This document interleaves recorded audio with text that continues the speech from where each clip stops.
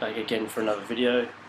Um, uh, if you saw my video last night, you would have seen there was a fair bit going on.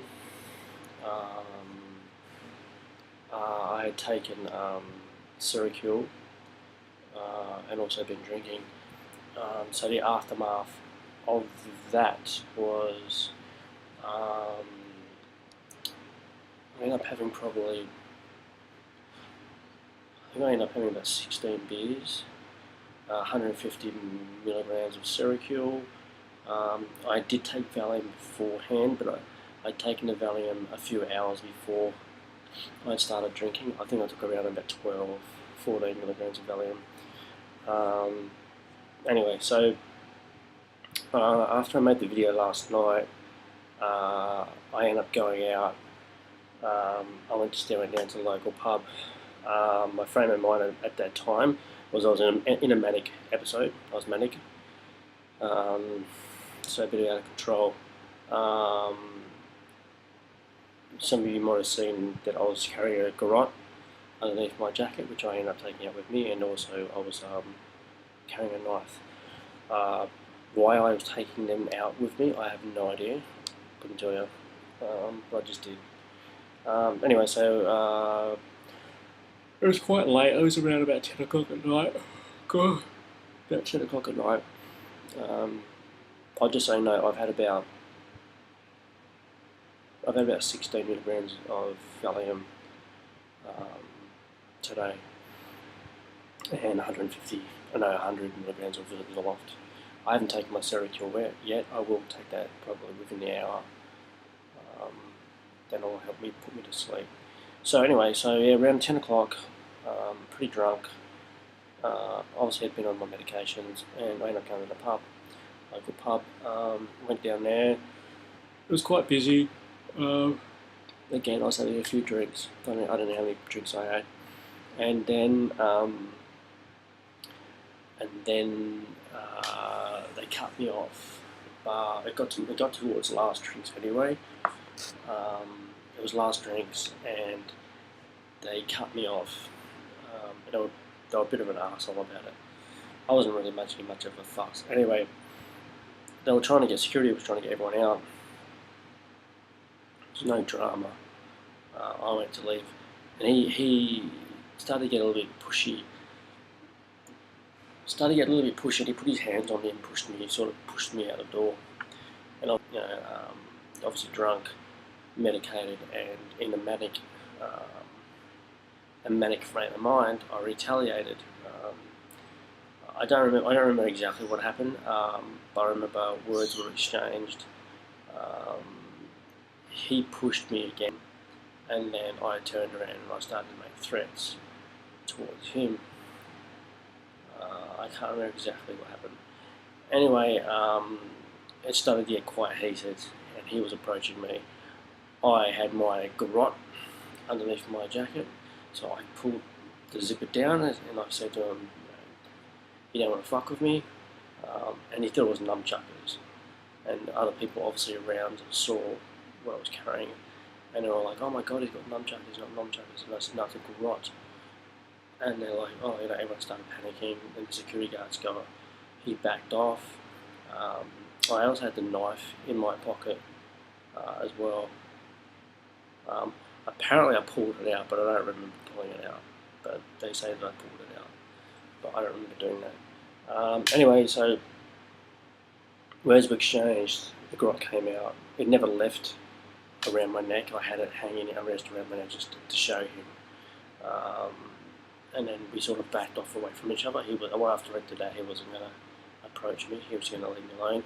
I undid my jacket back up, and I walked on my way. I left. But from the time that I left, I started walking up the street. Probably within 5 minutes, the police came. They pulled up beside me on the side of the road, started questioning me. They strip searched me where they found the garrote, and they found the knife that I was carrying. Asked me 1,000 questions, blah blah blah, explained to them the situation, and then they proceeded to handcuff me and placed me under arrest. I was placed in the back of a police car, and they took me to the local police station. Again, I was questioned for quite a while about the whole situation, about the weapons, and then I was pretty much held. They held me in the cells probably for about 6 hours. Most of it, I was in there most of the night. I didn't leave until about 6 o'clock in the morning, so I was there all night. Sorry. Oh. So I was there most of the night, and around about 6 o'clock in the morning, they finally released me. I got charged. The paperwork's here. So I was charged with, where is it? I got charged with 2 counts of carrying a concealed weapon, custody of a knife in a public place, which is the first offence, and carrying of an offensive implement in a public place without a reasonable excuse, carrying in his custody an offensive implement being a good right in a public place, and yeah, carrying a knife. So I got 2 charges against me from last night. So I have to go to court on the 26th of April. In 4 weeks' time, I've got to go to court for those charges. So yes, that's what happened last night. Completely out of control, ran amok, manic, didn't give a fuck. How do I feel about the charges? I don't really care, to be honest. I'll probably get a fine, whatever, doesn't worry me. I'll probably get a fine for that, so I'm not too worried about it. It is what it is. The cops were quite arseholes about the whole thing. I mean, fair enough, I was carrying a weapon in public, fair enough, blah blah blah, but I was never aggressive at all towards them. I was quite cooperative with them. They actually gave me the videotape of the interview. They interviewed me and put it on tape, all that shit. And I was pretty cooperative with them, I wasn't aggressive. I got frustrated because they were asking some dumb questions. They asked me what a garrote was. I was like, "You're a cop and you don't know what a garrote is," and so they had to go Google it.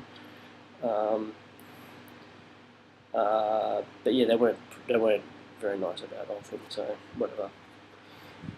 I've dealt with the police a fair bit, and I've been out of prison a number of times, so I know the drill. So I'm not too worried about the charges. I'll probably get a fine, community service for it. The biggest issue about it will be if I get caught carrying a weapon again, and if I get caught carrying a weapon again, then I'll probably get some jail time for that. They'll probably give me a couple of months in jail for it if I get caught again. So that's what happened last night. So this morning, I got back here around about 6:30. I pretty much crashed. I was tired. Sorry, I pretty much crashed. I was tired. I woke up about 11:30, and then rolled over and went back to sleep, and then I woke up again about 1:30, and got up then. So medication I've had today is about 16 milligrams of valium, 150 milligrams of zoloft. That's all I've had today. So yeah, so that's what happened last night. It's interesting to look at the video from last night and then look at this video and see the difference and see what happened. Yeah. So see how we go tomorrow. I've got an appointment with at the rehab centre tomorrow with the nurse. Oh my god, with the nurse.